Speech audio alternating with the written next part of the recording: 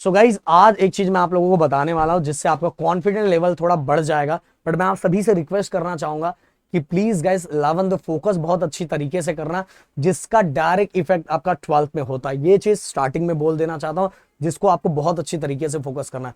दूसरी बात guys, comment में लिख के मुझे जरूर बताना कि आपने पीसीएम लिया है, पीसीबी लिया है या पीसीएम भी लिया है, जिससे मुझे पता चलेगा कि मेरे प्लेटफॉर्म पे जिस किससे रिलेटेड बच्चे ज्यादा हैं। और आप सभी को दूसरी चीज बोलूंगा कि डिस्क्रिप्शन में हमारे दूसरे चैनल का लिंक दिया हुआ है, जिसे वीडियो कंटिन्यू आ रहा है और 11 का पूरा प्लेलिस्ट डिस्क्रिप्शन में डाला हुआ है।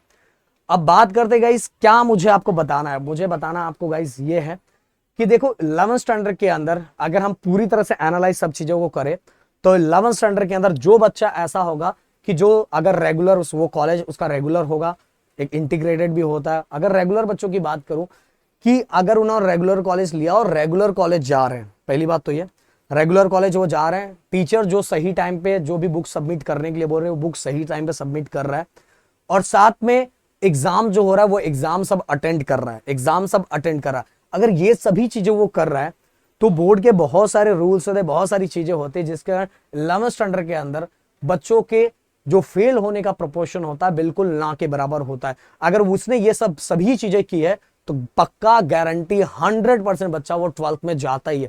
या ऐसा बिल्कुल नहीं है कि 9th पे अगर आप देखोगे 9th और 10th के कंपैरिजन में, 9th पे बहुत सारे बच्चों को फेल किया जाता है जो बच्चा 10th में नहीं जा पाता। बट 11th में यहाँ बहुत सारे ऐसे रूल है जिस कारण बच्चा वो आराम से पास हो जाता है, और क्योंकि यहाँ प्रैक्टिकल के जो मार्क्स होते हैं उसी को ऐड करके बहुत सारा बच्चा निकल जाता है। बट ओवरऑल 11th स्टैंडर्ड के अंदर अगर ये गलती आप नहीं कर रहे हो तो भाई आप कंफर्म पास हो। बट अगर इन गलतियों में से कोई गलती दोहरा रहे हो कि आप रेगुलर हो पर आपने रेगुलर कॉलेज सेलेक्ट किया पर रेगुलर जा नहीं रहे हो, आपका जो बुक सबमिशन है वो बुक सबमिट आप मतलब बोला है टीचर है पर आप सबमिट नहीं कर रहे हो, इसके बाद आप कॉलेज मतलब कि आपके नए नए बहाने बन रहे हैं, कॉलेज एक दिन जा रहे हो दूसरे दिन आपने कुछ सबमिट नहीं किया और कुछ नया बहाना बना लिया, ये सभी अगर रिस्पॉन्स टीचर को दिख रहा है तो कुछ गड़बड़ होगा। अगर ये सब नहीं है भाई तो 100% 11th में बच्चा पास होता है, और हर जगह का रिकॉर्ड है कि हर जगह 11th के बच्चों को 12th में भेजा था और भेजा ही जाता है। और 12th में एक बार चले गए तो भाई हम लोग है ना, क्या टेंशन है भाई।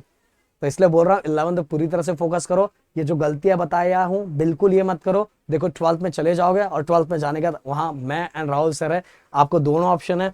हमारा ऐप भी है, देन इसके हमारा यूट्यूब चैनल भी है, हमारा ऑफलाइन भी है, इतने सारे ऑप्शन है। तो 12th में तो आप कर देगा, बट 11th भाई अच्छे से कर लो। 11th का भी प्लेलिस्ट पूरा डिस्क्रिप्शन में मैंने डाल के रखा है। मिलता है नेक्स्ट वीडियो में। Thank you so much guys. जय हिंद एंड जय महाराष्ट्र दोस्तों।